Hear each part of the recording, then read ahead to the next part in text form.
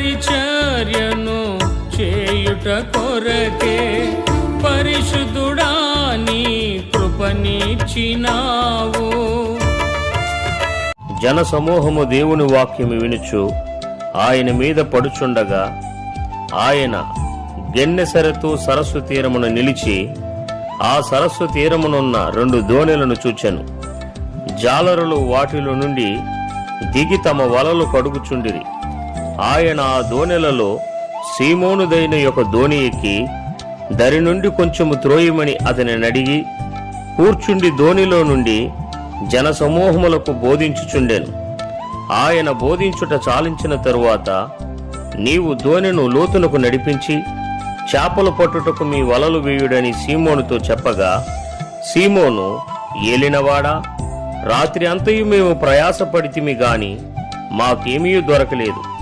అయినను నీ మాట చొప్పున వలలు వేతునని ఆయనతో చెప్పాను.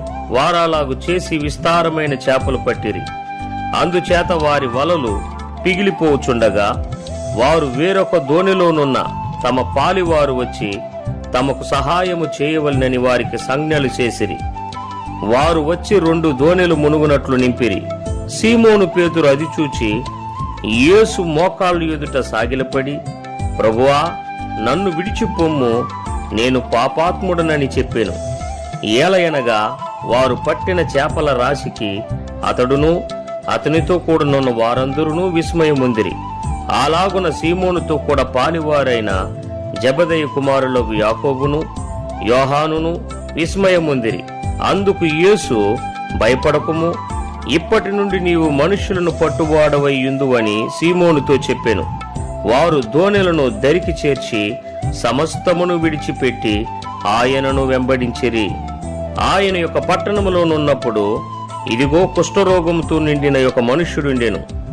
వాడు యేసుని చూచి సాగిలపడి, ప్రభువా, నీకిష్టమైతే నన్ను శుద్ధినిగా చేయగలవని ఆయనను వేడుకొనెను. అప్పుడు ఆయన చెయ్యి చాపి వానిని ముట్టి, నాకిష్టమే, నీవు శుద్ధుడువు కమ్మని అనగానే కుష్ఠరోగము వానిని విడిచెను. అప్పుడు ఆయన, నీవు ఎవనితోనూ చెప్పక వెళ్ళి వారికి సాక్షార్థమై నీ దేహమును యాజకునికి కనబరుచుకొని నీవు శుద్ధుడవైనందుకు మోషే నియమించినట్టు కానుకలు సమర్పించమని ఆజ్ఞాపించెను.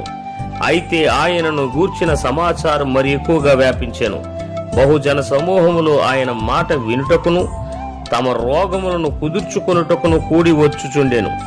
ఆయన ప్రార్థన చేయుటకు అరణ్యములోనికి వెళ్ళుచుండెను.